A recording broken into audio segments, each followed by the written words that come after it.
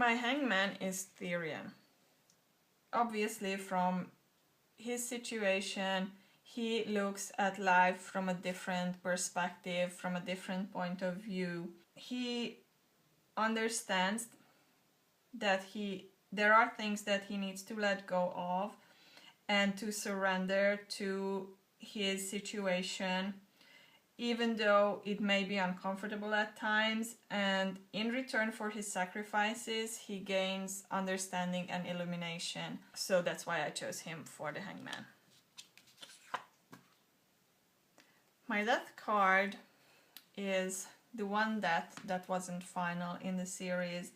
It's Jon Snow, and I love this picture of him and Ghost. It depicts the transition period before his return. The death in his story is such an integral part, and death is an integral part in our lives, in our stories as well. His death brings transformation and healing, and he is moving on afterwards. He is discarding what is no longer serving him. Also, death means a balance between dark and light, because by experiencing the dark we can appreciate the light, and he also has a deeper appreciation and understanding of life and how the world works by experiencing death. In death the changes are painful, but for the better, and I think that was also clearly represented in his story. My Temperance card is Missandei. She is, as an interpreter, a moderator and a facilitator, she is able to bring the two sides closer together in understanding while fully maintaining herself. So I really liked her as Temperance, especially because, just as a side note, my profession is kind of similar to hers, so I know what it means to be between sometimes opposing forces, and how to find balance so that everybody wins in the end. And she is reacting to how the energy flows, how the situation develops, and she is moving through life with grace, and I think that is also a very important aspect of Temperance. From her role, she is obviously avoiding extremes.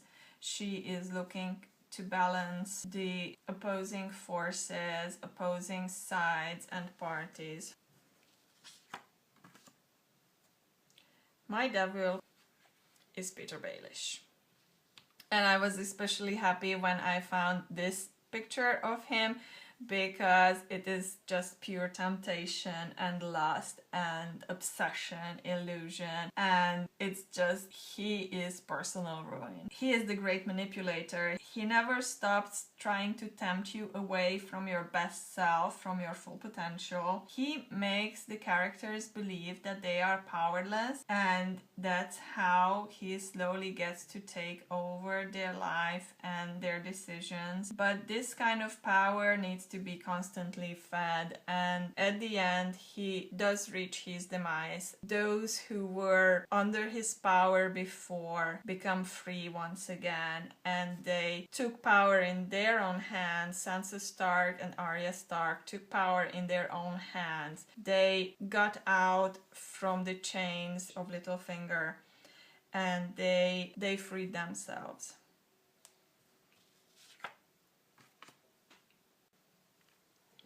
For the tower, I chose 3 pictures.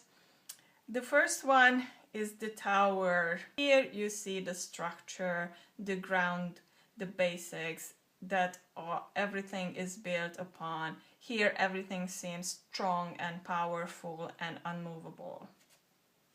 My next picture is Tyrion when he is looking out of the sky cells, and this picture shows the transition when you see something coming, when you feel that such major change is about to occur.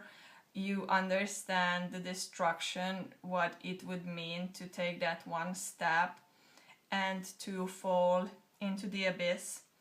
And my last picture is Bran actually falling from the tower. The tower to me is an unexpected turn of events that changes everything. And his fall was that. His fall set into motion so many things, so many events, so many choices and sacrifices and losses and gains. For the next set of cards, for the star, moon and sun, for a long time I struggled with what depictions to choose, and in the end I went with a visual representation of these cards, so less than character, more like visually what immediately brings to mind the star energy, the moon energy and the sun energy. So my star is this depiction of Daenerys. The moon is Marjorie, and the sun is Myrcella. Daenerys is a shooting star. She has faith and hope in her mission, in her destiny. She has optimism, she is ready for renewal and recovery. Daenerys is embracing new opportunities. She focuses on growth and hope and change. Marjorie as the moon. I like this depiction of Marjorie as the moon because one half of her face is in light and the other half is in shadow, just like the moon is changing. And Marjorie was a character who I felt we never saw the real person behind all the roles that she was playing, all the expectations that she was fulfilling from her family, from the kingdom. So she represents to me the deception and fantasy, confusion, mystery, illusion, uncertainty, as well as the imagination and intuition that is associated with the moon card. With her, things are not as they seem, and I think that's certainly true for the meaning of the moon card. For the sun, I chose Myrcella because she is the youthful joy and exuberance, the happiness, enthusiasm, love, abundance, and fun and innocence, the power, fire, force that is associated with the sun card. She has the life force of youth and the warmth of happiness. She is the moment when everything in the universe lines up perfectly, if only for a moment. She had a brief shine, but she was shining nonetheless, and this image of her with the yellow dress, I think, and her golden hair just depicts the sun energy beautifully. My judgment card is the Nightwalkers. The Nightwalkers force people to take stock of their life, to discard their old selves, and to have reflection and self-evaluation.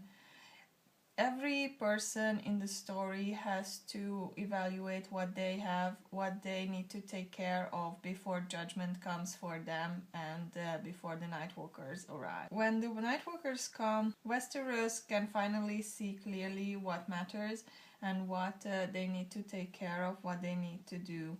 So this way the Nightwalkers bring awakening and enlightenment, they bring resurrection, they are karma and judgment. And finally, for the word card, I chose the map of Westeros. I just immediately, when I look at this card, I see the world. I see where everything takes place. I see the big picture. For this card, I picked two quotes. We live our lives as if we are at the center of the universe, when in truth we are just tiny pieces of the whole. In the course of a century, so many individual decisions are made that no single one of them is ever critical. Each decision is lost in the torrent of judgments that make up a century. For me, the word card represents the big picture, the completion, the beginning and the end, the whole journey, the place where our whole lives take place, and it gives us our boundaries. It is the environment where we live, and it is the circumstances in which we live but also the boundaries, and we feel that we are the center of the universe. The word card puts us in our place and makes us understand that the big picture is so much more complex and different from what we see and what we understand of this world. So these were my majors. I hope you found this interesting, and I am very much interested in your views, what you think about these pictures, these depictions, and do you agree with them? Do you disagree? What would you choose instead of any of those? And soon I will be back with the minors by Sud, and afterwards I will do all the courts. Thank you very much for watching, and bye bye.